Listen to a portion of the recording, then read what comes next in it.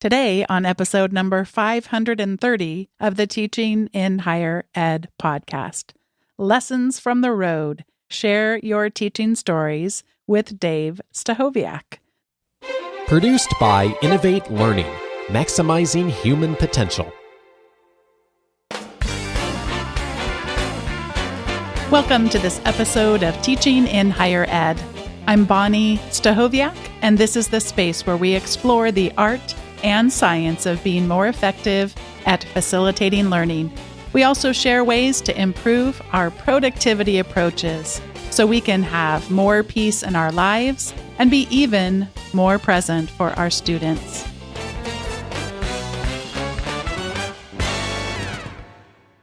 Dave, welcome back to Teaching in Higher Ed. We really should have looked up how many times you've been on Teaching in Higher Ed. Todd Sakrysik always wants to somehow, he wants to be on top, but he'll let you be, have more than he has. But other than that, he really likes to come back and have more conversations. So I don't know how many times it is, but it's been a lot of times. It's been a lot of times, and I love it every time. Thank you for coming back. We're here today to share an invitation with listeners to be a part of a form of a road trip. A caravan of sorts. And so be listening because we're going to be sharing about that. But before we do, we have a little bit of some behind the scenes. And especially you're going to share with us a little bit about how your road trips changed back in the day. Take us back to 2005 and tell us a little bit about your commute back then and some things that changed. It turns out a Toyota Corolla can change your life. And This episode is sponsored by Toyota. No, it's not. If only it was. If only it was. Yeah, so back in 2005, I bought a Toyota Corolla, and I was at the time driving up to Los Angeles from Orange County, which is a huge long drive, multiple times a week. And I was on the road a ton, and I just discovered podcasts.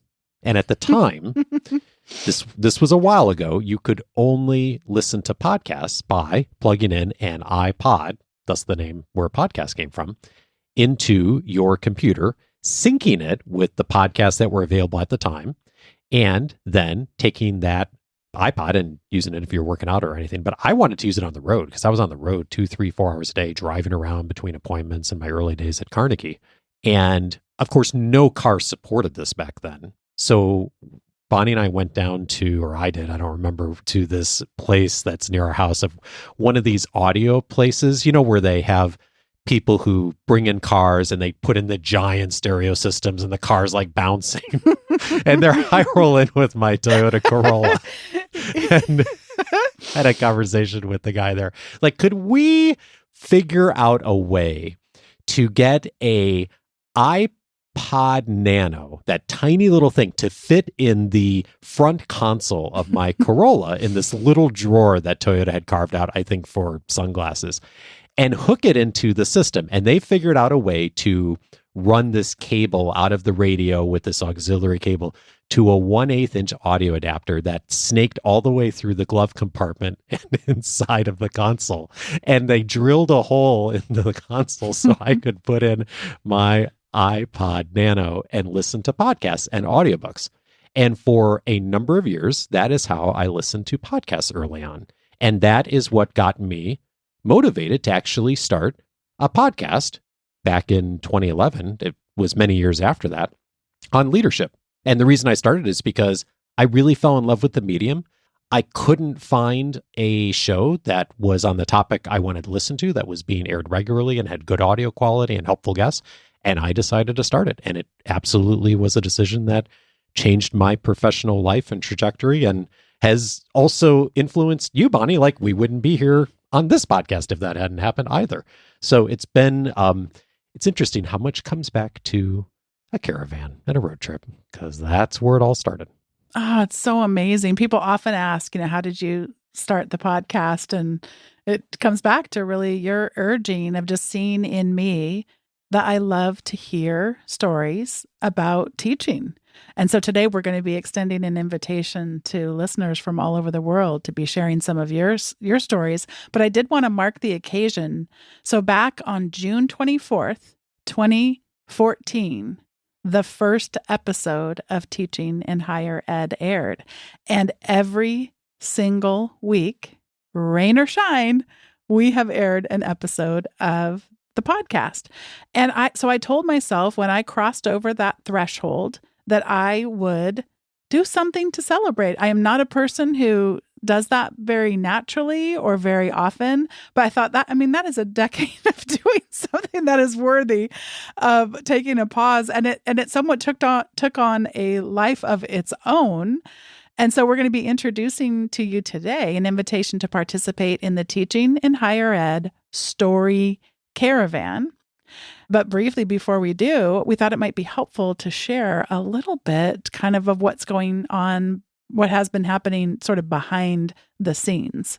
A bunch has been happening behind the scenes because as you approach this 10-year anniversary, just a month or two ago, you'd been thinking about what are ways that we could celebrate it. And I love where you landed because it wasn't just you did air an episode on the 10-year anniversary that was about it. But more importantly, oh, you didn't? No, that's the funny thing. Episode 500 was very close. That's what gets confusing. So we talked about it on episode 500. But yeah, right. So the actual official, I was driving with the kids in the car and Hannah asked, like, what was the date? The exact day that it aired. So I went back and looked, and it was June 24th, 2014. But it does get confusing because you do the math on that, and 500 was nearing the 10 years, but not quite there. Yeah. So it sort of it passed unremarked upon because behind the scenes, we already had realized, let's not just do an episode. Let's go on a road trip. Let's go on a road trip, a story caravan, and really to spend some time to invite people to share and to share some of their own things that they've been learning about teaching. I've been so excited. And by the way, we do have an episode that kind of talks a little bit more about designing experiences that I'm so looking forward to sharing when it comes out. But this is kind of like the big announcement, the big invitation. Yeah. So yeah, cool. And so rather than just originally you were thinking like, hey, I'll just do an episode. That's where I started. and you've landed in a very different place. And it's great because it's a road trip. And like any good road trip, you don't go by yourself. No. You take a group with you. You take the people that you want to have. Someone brings the good snacks, and someone brings the batteries, and someone downloads the good movies, and someone's got the playlist going. And in our house, we got all those people. So when we go somewhere, we've got it all set up. And that's what we're doing is we're taking everyone along with and joining in on the caravan. And so, yeah, there's been a bunch happening behind the scenes just in the last few months. Yeah. And so much of the behind the scenes that I want to share is just my realizing how challenging it can be to ask others for help and how difficult it can be to put yourself out there in the open. And for me, you might think like, my gosh, she's been doing this for a decade. When is she going to, when will she start to sort of get over that stuff? And to me, it's just it feels like it's ever evolving. Dave, you had an opportunity to interview the chairman of the Joint Chiefs of Staff. Yep. I have trouble with the plurals, so you all see me pausing. Is it chiefs? Chairman of the Joint Chiefs, yeah. A very esteemed leader in our country. And so, that for you, I don't mean to speak for you, but it was a little nerve-wracking to oh, yeah. prepare in a new way. I don't get emails from the Pentagon every day. So when they reached out, I was like, really? Did this go? This has to be someone punking me here. Yeah. So anyway, it has really been putting on, for me, just, oh my gosh, it feels like stretching me because I don't know what I'm doing. And I've sort of been like working out loud is the expression that's often used here. And I wanted to share, Brian Mathers is someone who I have admired for such a long time. He is a visual thinker. And so he has what he calls open visual thinkery. Some of you will have seen his work. He does these incredible sketch notes of amazing keynotes and talks and does so much more than that. I can't even do it justice. But I found this post and it was so perfect, Dave. So it's a permission slip. We all are familiar with the permission slips, but this is a very unique permission slip. It says, and I am quoting from Brian Mathers, "I hereby give myself permission to draw things and not care what anyone thinks." And I'm reading from his words. He says, "I was giving a public talk at a life sciences museum In Germany earlier this year, over 100 people turned up to hear about my journey with visual thinkery. A picture says 1,000 words. People were encouraged to bring pen and paper, and we had plenty on hand to give out just in case they had forgotten.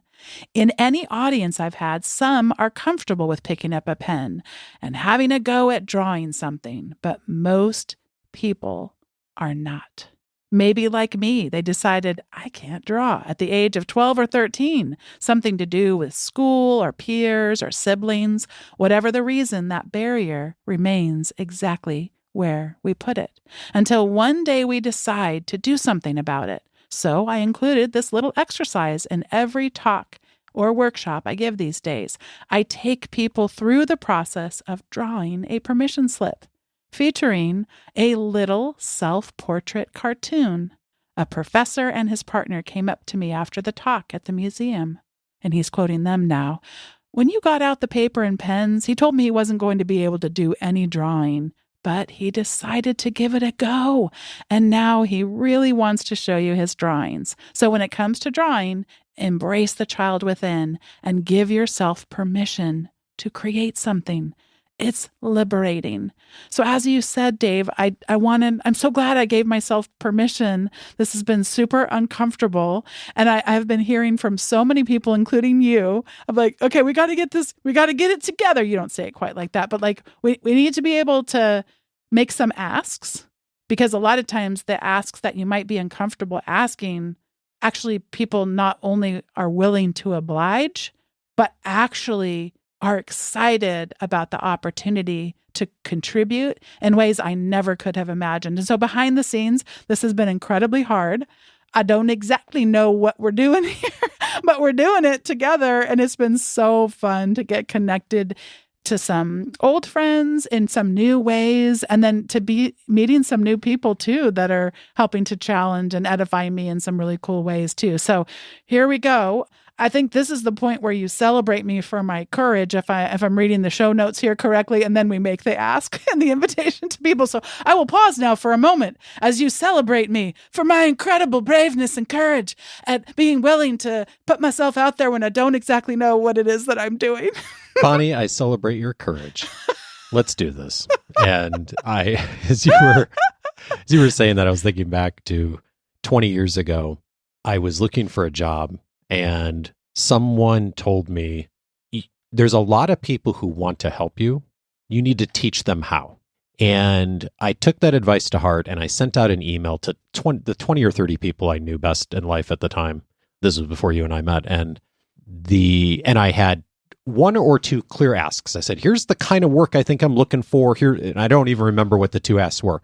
But that email is what got me connected, because a friend was taking a Dale Carnegie course. And that was the email that got me connected to Dale Carnegie and turned into a 15-year career that shaped my professional journey. So it's a reminder to me all the time of the importance of telling people how they can help. So we have 3 asks for you today on not only how you can help, but more importantly, how you can be a part of this and join in on the road trip and be part of this conversation of getting connected to others.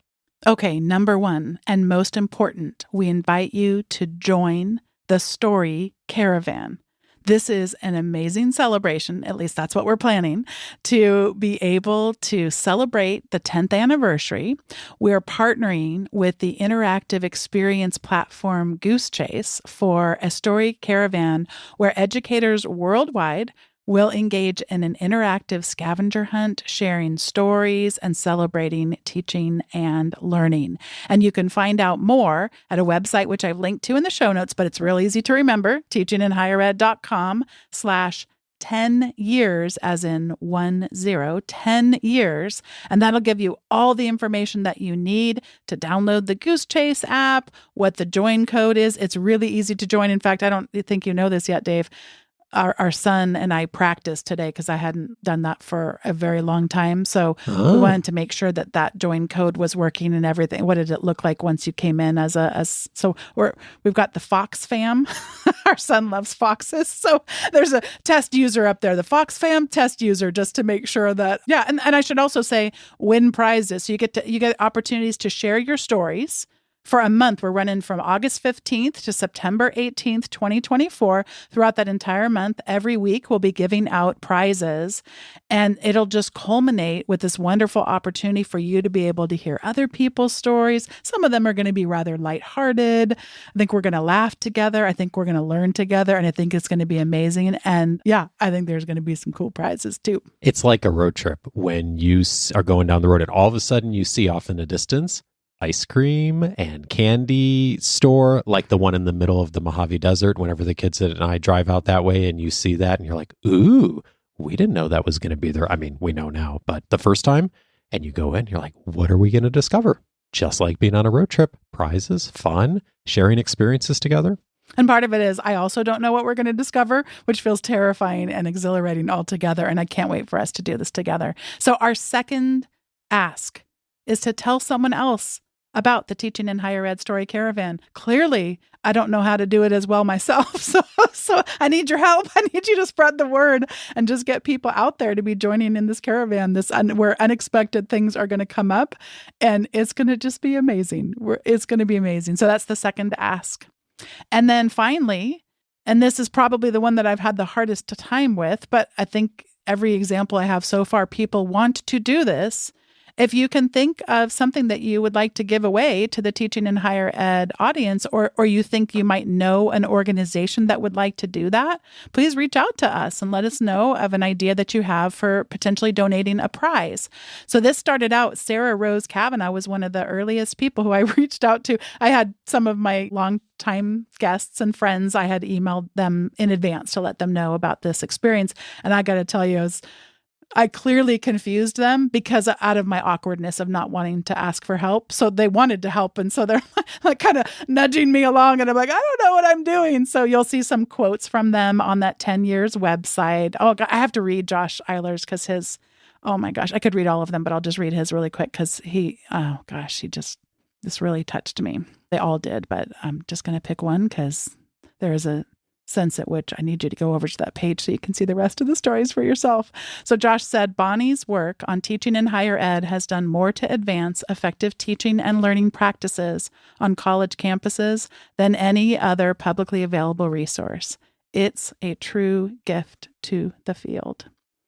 So in some of those same exchanges, Sarah Rose Kavanaugh came up with the idea that she would donate 5 copies of her book, Mind Over Monsters, and 30 minutes of her time to run a Q&A around a little mini book group or book club at your institution, or you want to get a group of friends together.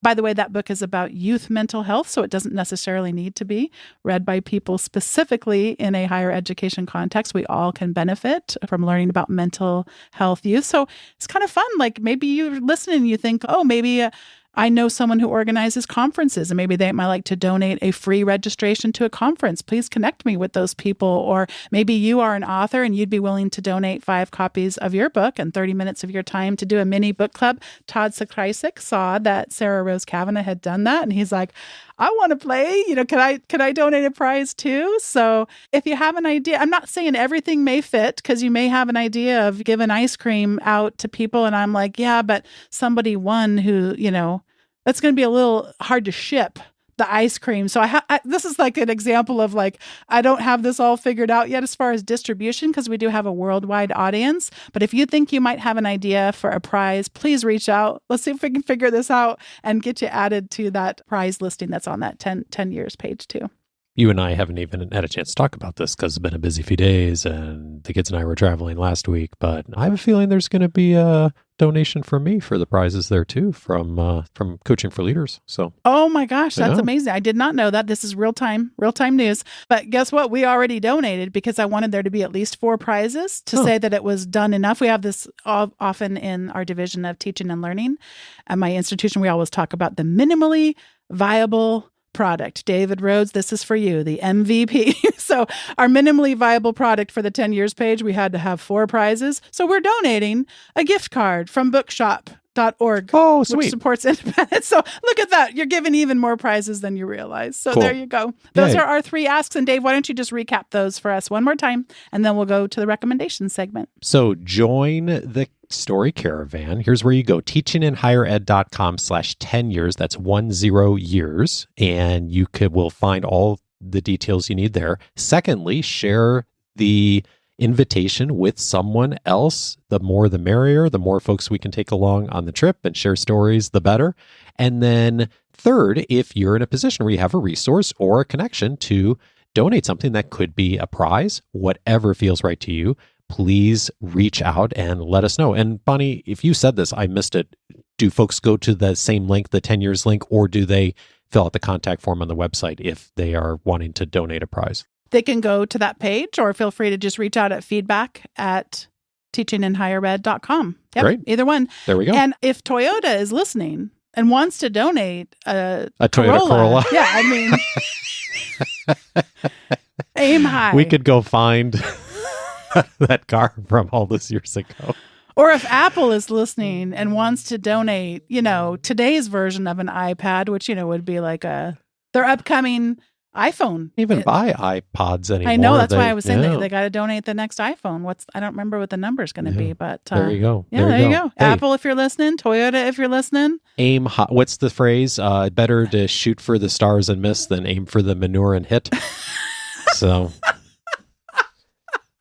because manure is a theme here. Yes, manure on is teaching in higher ed. Hashtag so, deep cuts. Deep cut right there. I love it.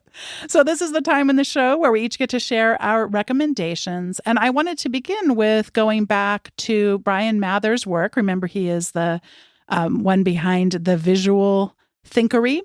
And I wanted to share a post that he has. And this is going to be a little bit visual. You'll need to go click on the link to actually see the diagram, but I want you to picture somebody is flying a kite. You see the beautiful blue sky behind it, and the kite has all these colorful, just like kites do, they have the colorful tails. So you see all these different colorful tails, but the kite looks like it is almost like a newspapery kind of a look where you see some allusions to text and to images.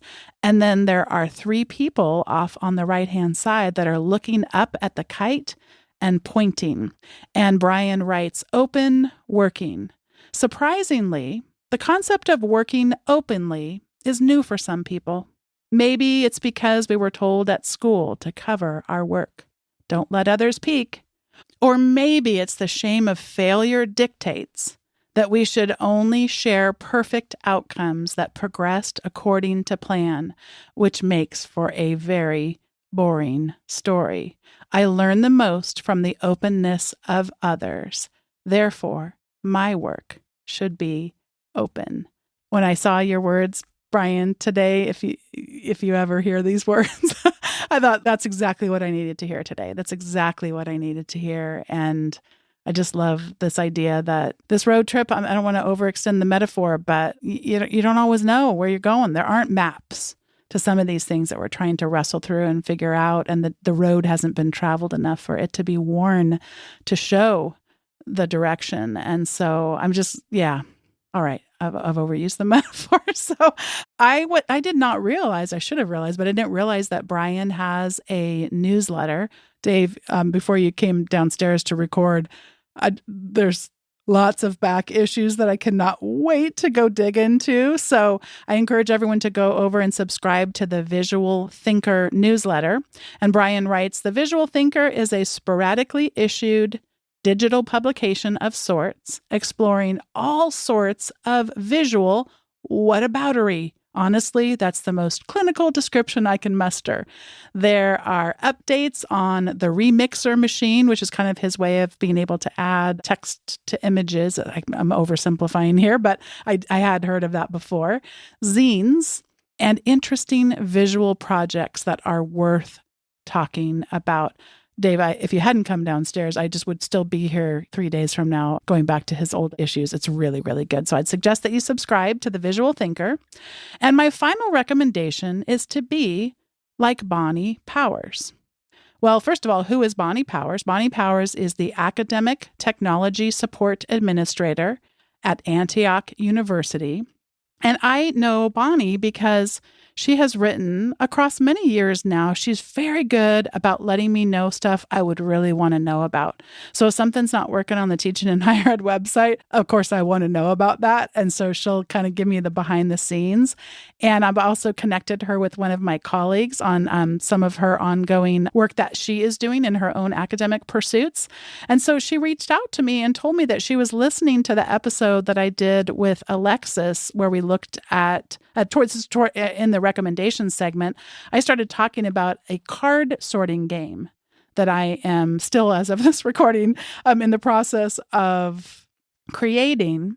I was so delighted by Bonni Power's email to me because she thanks me for the podcast, but she says that this idea of trying to create an AI activity to creatively engage your faculty and staff in learning more, for her, she says, it immediately brought to mind the idea of hexagonal thinking, where you create hexagon cards with words on them, and you can connect them to related ideas on the 6 sides or on some of the sides to diagram a relationship.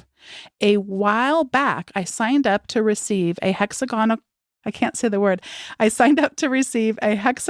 thinking toolkit and template from Now Spark Creativity.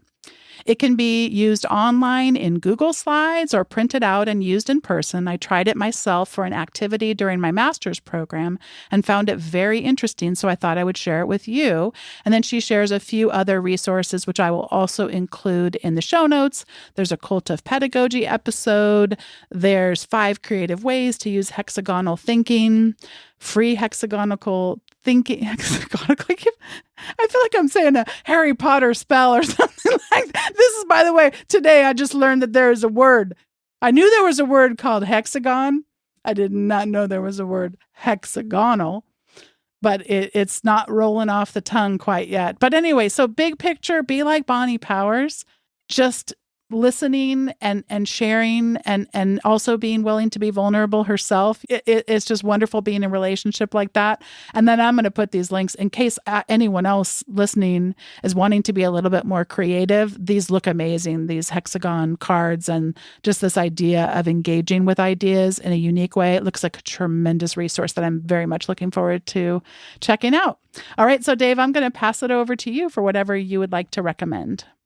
I read maybe a decade ago a book called Just Mercy by Brian Stevenson. And if you're not familiar with that book, it's a powerful recap of his work to help support people who have been wrongfully incarcerated. And it's probably the most powerful nonfiction book I've read in the last decade. And so I've been sort of tangentially following his work. I feel, Bonni, did you and I see him speak years ago? Oh, I know I saw him speak, but I didn't think you were with me. I think I was alone. I think you've heard him on podcasts. Maybe. I thought I had heard him speak too. But ananyway, okay. So I would trust your memory over He's an incredible person in America that everyone should know about. And he has founded an organization called the Equal Justice Initiative. And one of their many beautiful projects is a series of legacy sites that they've established in Montgomery, Alabama. And our kids and I were going to a camp up in northern Alabama, and we went out a day early last week and made a special trip down to Montgomery to see the legacy sites. And in particular, all 3 of them are unbelievable and amazing.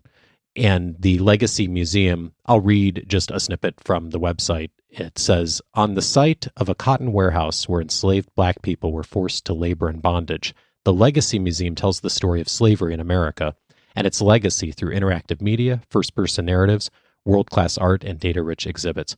It is an unbelievable experience to go through this museum, and I don't think museum even captures it. It's interactive, and it tells stories. And one of the reasons I'm thinking about, Bonni, not only that we were there last week, but just the power of story, as we've talked about in this conversation. And one of the many exhibits in the museum is you sit down at a chair that is made to look like you would sit if you were visiting someone who was incarcerated. And I think we've all seen this either in real life or on television, where you sit down and you would pick up a phone, and the person would be on the other side of the glass who was incarcerated and pick up the phone, and you could have a conversation with them. And they have recreated that inside the museum. And you pick up the phone, and there is must be a 4K display. I don't know. It looks like the person is sitting across from you. And they pick up the phone and they tell you their story. And it is very powerful because you don't just see the statistics on the wall, which of course they have, but you hear each person's story individually about their lived experience. And story is so powerful, and that museum just does a wonderful job of presenting the stories of so many. And so if you ever find yourself in Montgomery, Alabama, or if you do like we did, if you're nearby and take a day to make a special trip down there, the legacy sites, all three of them are worth seeing. And I'm so grateful that the kids and I got to see all three while we were there, and I highly recommend it. And if you haven't had a chance to read Justice, I know many universities use it as their common book for incoming first-year students. And if you hadn't had a chance to read it, just as you said, Dave, such an incredible work. And thank you for sharing that experience. I loved getting to talk to our daughter about the experience. When they come home from a trip, I just pummel them with questions or whatever. So I didn't, especially because I knew intuitively that would have been a very heavy experience. And she said something about, so I think I just asked her a very light question. And she said, it was really something like, it was really uncomfortable and hard, but it's so important for me to know that. We all need to know those stories. It's essential that we know those stories. And I thought, that is exactly what I hoped she would say. Yeah. Yep. All right. Thanks everybody for listening to today's episode of Teaching in Higher Ed. Go check out teachinginhighered.com/10 years. We want to see you there. We want you to be part of that community. Join the caravan, join the road trip. We are ready for you. And normally we have an invitation here at the end of the episode to join Bonnie's weekly updates. And of course, you can go over there to teachinginhighered.com. But this week, go over to teachinginhighered.com/10 years. Again, 10 years. Join the caravan, share it with someone else. If you have the resources, the ability, connection to donate a prize, thank you in advance for at least thinking of us, or reaching out if you do have something. And we can't wait to be part of this with you. Today's episode was produced by me, Bonnie Stachowiak. It was edited by the ever-talented Andrew Kroger. Podcast production support was provided by the amazing Sierra Priest. Head over to teachinginhighered.com/10 years and join the Story Caravan. Thank you so much for listening. Thank you for being a part of this community. And we'll see you next time on Teaching in Higher Ed.